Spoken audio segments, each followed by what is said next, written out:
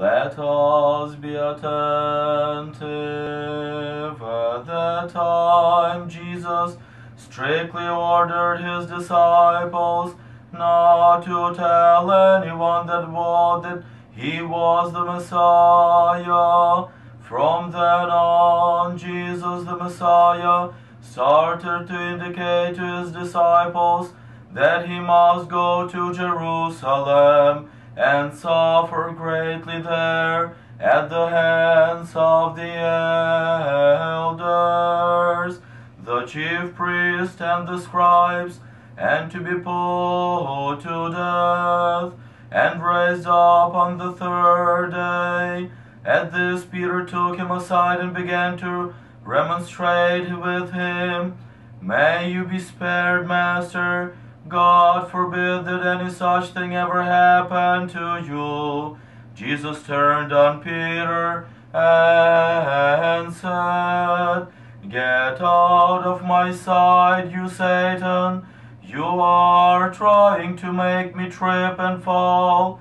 You are not judging by God's standards, but by man's." Jesus then said to his disciples, "If a man wishes to come after me, he must deny his every self, take up his cross, and begin to follow in my footsteps." Glory to you, O Lord, glory to you.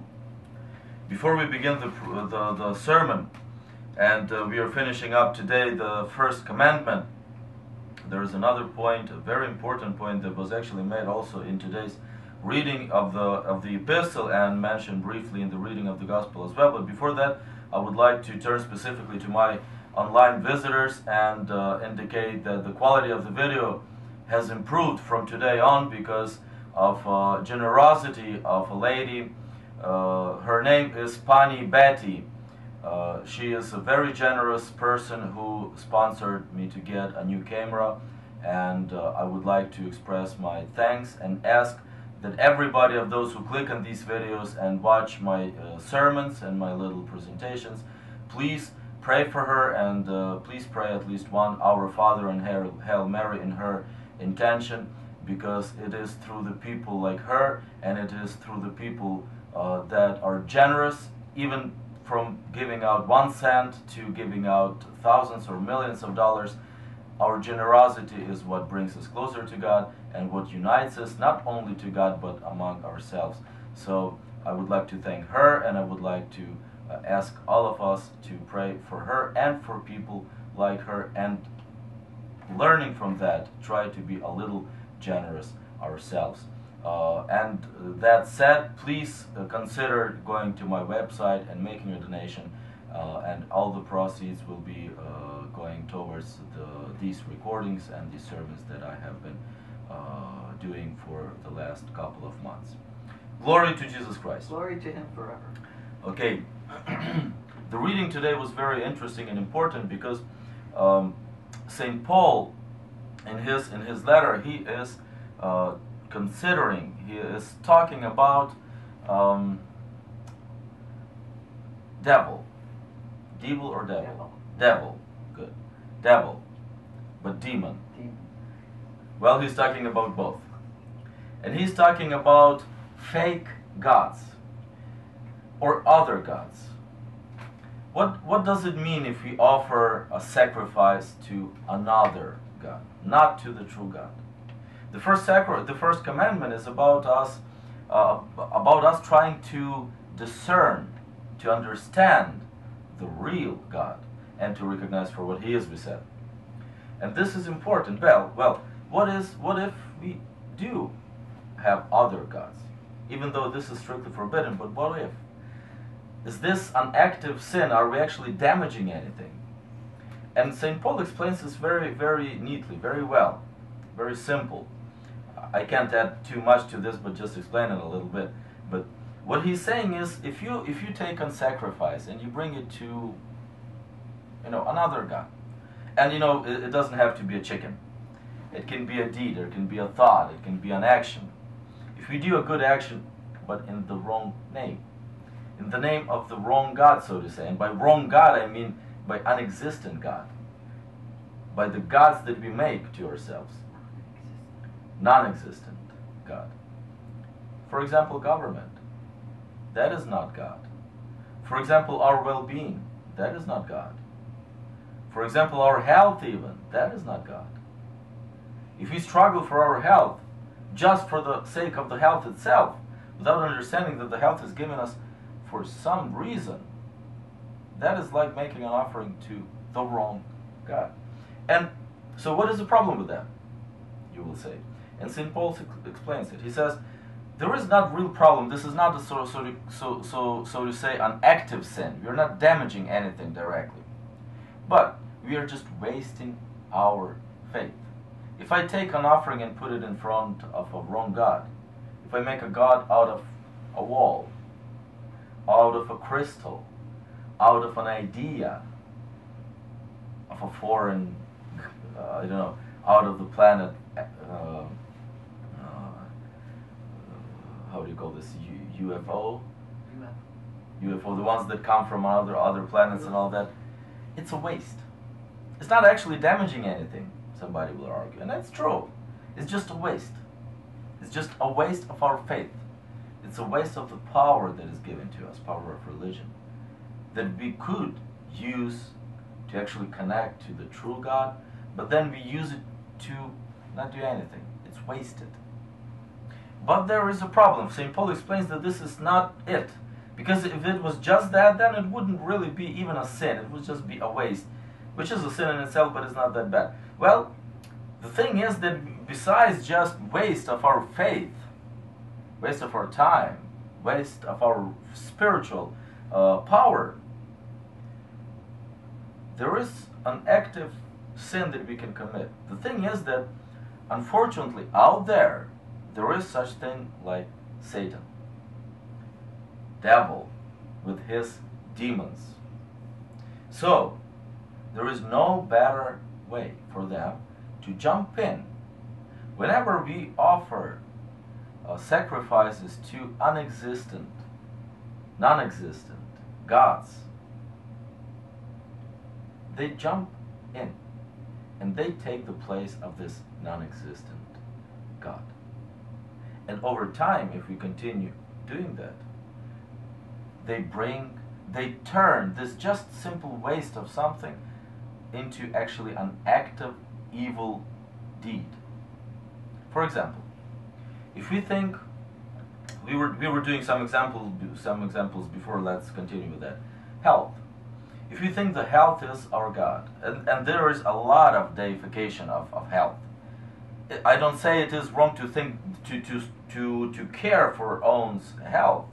This is very important, and we have to preserve it because it is God's gift, and it is God's gift that has a purpose.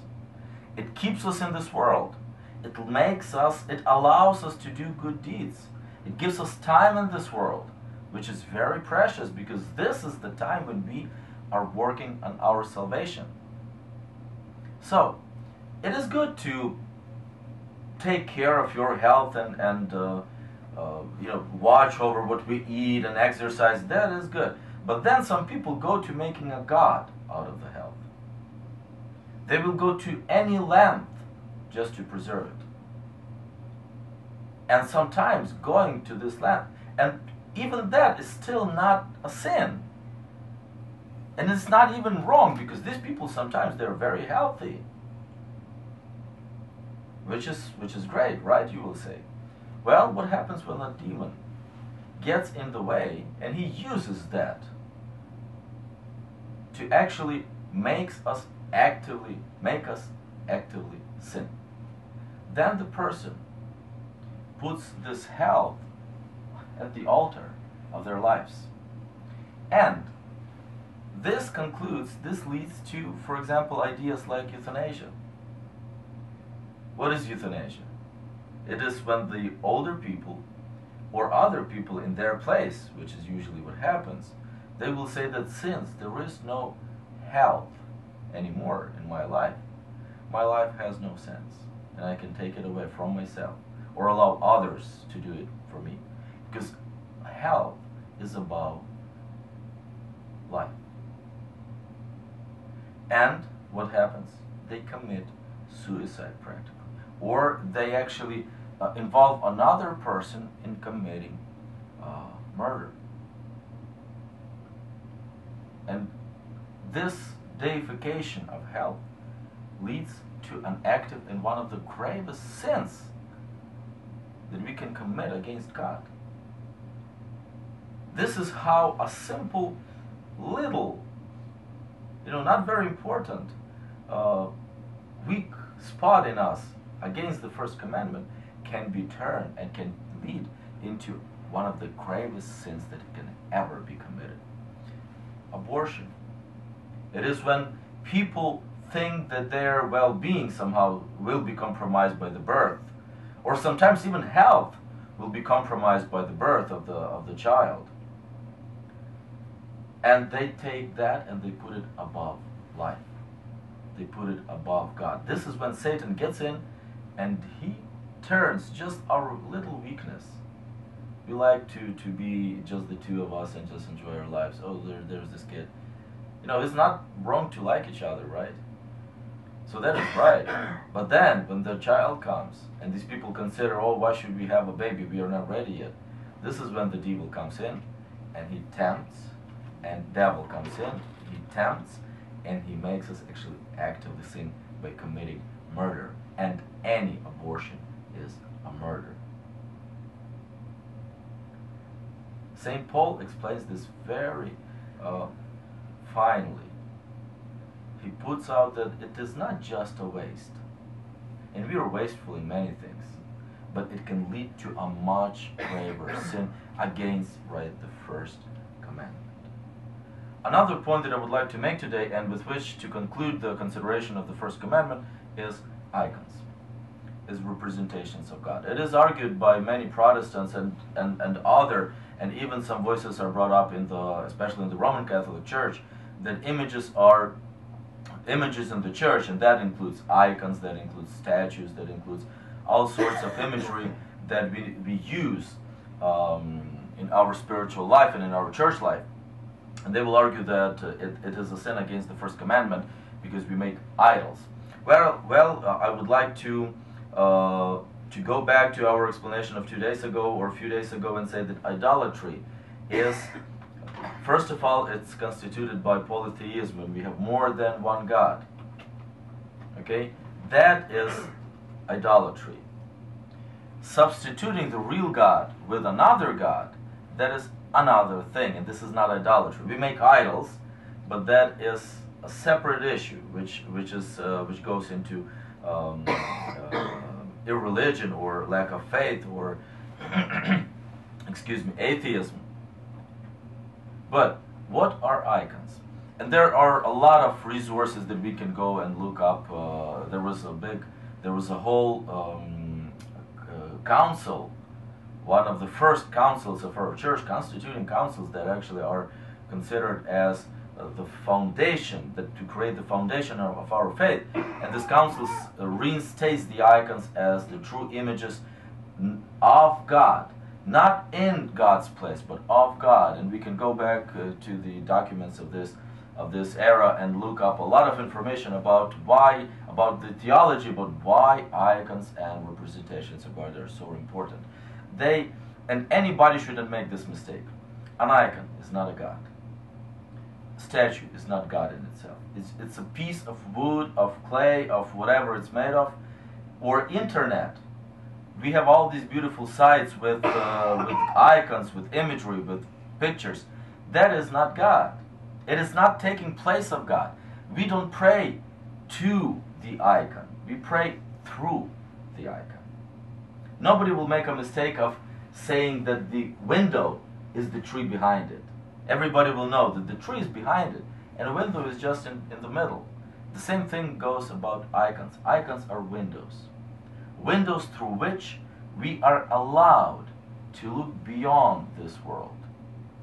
Icons are mirrors in which we reflect. Our good deeds and our good qualities reflect. If I look at this icon, for example, here, in front of me, and it's the icon of Saint Lawrence, one of the first deacons, and he was martyred. And when I look at him, I am reflected, not in my integrity, but my good deeds, not my good deeds, but my good sides, my good thoughts are reflected. He's a reflection of me. And then when he reflects at me, when that icon reflects on me what is good in me, then I will practice it more and I'll concentrate on that. Icons are windows through which we look beyond. We look into a different world, a better, a cleaner, more spiritual world. So they are a source of God's grace coming into us, not as material objects, because that depends entirely on me, just like a mirror. It doesn't have an image in it. It reflects. The same way goes about matter of the icons. They don't have, through the matter of the icon, the grace doesn't flow. It flows because of our faith and because of our belief and trust and our willingness to connect to that world. And because of that, in that sense, they become a channel through which the grace fills us up. Try to have as many icons as you can around you, in your house, in your car, everywhere you go, because they will reflect the good sides. If you may be looking at it, you will become a better person as well. It has nothing to do with idolatry. In the Old Testament, God was transparent, and He was very well understood because He is the creator of beauty. He is the beauty Himself. You can't depict Him. We believe the same thing in the New Testament, but because Christ became a man, He came among us, He showed Himself, we show Him, we continue showing Him to the others through the icon. Glory to Jesus Christ. Glory to Him forever.